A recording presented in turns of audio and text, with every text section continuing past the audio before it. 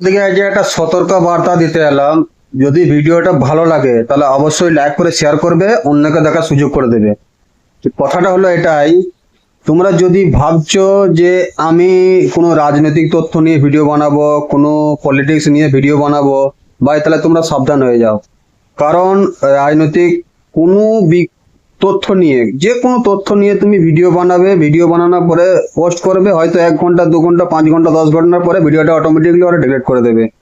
তার থেকে ভালো ভালো জিনিস হলো, তুমি যদি কোনো কমেডি চ্যানেল বানিয়ে কোনো কমেডি ভিডিও বানাতে চাও, সেটা বানাও। সব থেকে বেস্ট, সব থেকে ভালো, কোনো রিস্ক হবে না। তুমি যদি কোনো পলিটিক্স নিয়ে ভিডিও বানিয়ে পোস্ট করার পরে তুমি যদি ভাবো টাকা ইনকাম করবো, তাহলে ভাই তোমরা সতর্ক হয়ে যাও, সাবধান হয়ে যাও। কারণ আমি দেখছি দীর্ঘ 8 9 বছর ধরে দেখছি, কোনো পলিটিক্স নিয়ে ভিডিও বানালে হয়তো 1 ঘন্টা 2 ঘন্টা 5 ঘন্টা 10 ঘন্টা চলছে, ভিডিওটা চলবে না তার নয়, চলবে। চলার পরে অ্যালগোরিদম কি করছে, সেই ভিডিওটাকে হাঁটিয়ে দিচ্ছে। অ্যালগোরিদমকে প্রেসার দিচ্ছে সরকার, প্রেসার দিলে অটোমেটিক ভিডিওটা হাঁটাতে বাধ্য হবে সরকার। সরকার প্রেসার না দিলে ভিডিও আপনার হয়ে যাবে। যদি আপনার সরকার প্রেসার দিয়ে দেয় তাহলে আপনাকে ভিডিওটা হাঁটাতে বাধ্য হবে। শুধু ভিডিওটা নয়, আপনার যদি সেরকম মনে হয় তাহলে আপনার ফেসবুক আইডিটাকে হাঁটিয়ে দেবে।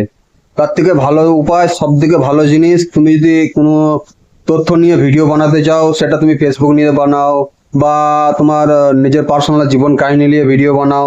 এটা তোমার সব দিকে সেফ। বুঝতে পারছো তো? তুমি যদি বলো যে না আমি এসকল রাজনৈতিক ভাবে ভিডিও বানাও, বা সেটা তোমার ব্যাপার, তোমার মর্জি, তুমি ভিডিও বানাবে না কি করবে সেটা তোমার নিজস্ব পার্সোনাল ব্যাপার। তুমি বানাও, তোমার আইডি চলে যাবে, তুমি নিজে ভোগ করবে, আমি তো ভোগ করতে যাব না। তো আমি তোমাদেরকে বারবার করে সতর্ক করছি। আমি যেহেতু আমার সঙ্গে হচ্ছে, আমি একটা পোস্ট করেছিলাম, সেই পোস্টটা আমার হাঁটিয়ে দিয়েছে।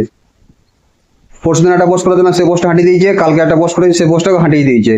মানে কোনো সরকারের নিয়ে কোনো জিনিস আপনাকে ফেসবুকে হোক ইউটিউবে হোক পোস্ট করতে দিচ্ছে না সরকার। তা সরকার পরিষ্কার ভাষাভাবে জানিয়ে দিয়েছে যে আমরা পোস্ট করতে দেবো না, তাহলে তোমরা যা পারবে করে নাও। তোমাদেরকে এই জন্যই সতর্ক করে দিচ্ছি। তোমার আইডিটাকে যদি বাঁচাতে চাও, তোমার যদি ফেসবুক আইডিটাকে বাঁচাতে চাও, বা তোমার ইউটিউব চ্যানেলটাকে যদি বাঁচাতে চাও, তাহলে ভাই ফেসবুকে ইউটিউবে সরকার নিয়ে ভিডিও বানানো বা ভিডিও পোস্ট করা বন্ধ করে দাও।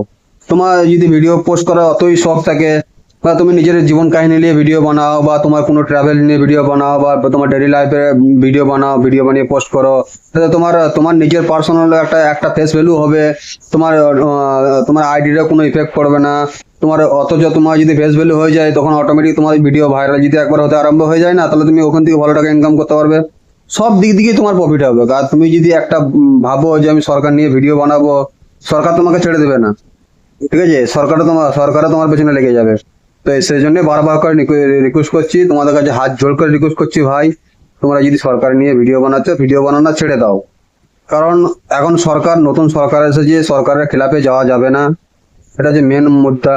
সরকার সঙ্গে তুমি যদি লড়াই করতে যাও, তুমি পারবে না সরকারের সঙ্গে। তুমি একটা আইনে যাবে, সরকার একটা নতুন আইন নিয়ে চলে আসবে, তখন তুমি কি করবে? আর রিসেন্ট কিছুদিন আগে সরকারের জন্য কি বলতে গেলো, তার বাবাকে মরতে হলো।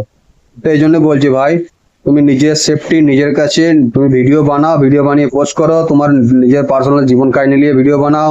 তুমি কি কাজ করছো সেই কাজ নিয়ে ভিডিও বানাও। তুমি কোথাও ঘুরতে যাচ্ছো, সেই ঘুরতে যাওয়া ভিডিও বানাও। এইসব ভিডিও বানিয়ে পোস্ট করো না, তোমাকে কে বাধা দেবে? বাধা দেওয়া তো কেউ নেই। এটুকুই বলার ছিল। যদি ভিডিওটা ভালো লাগে, যদি মনে হয় যে আমাদের কিছু উপকার হয়েছে, তাহলে অবশ্যই ভিডিওটা লাইক করে শেয়ার করতে ভুলবেন না।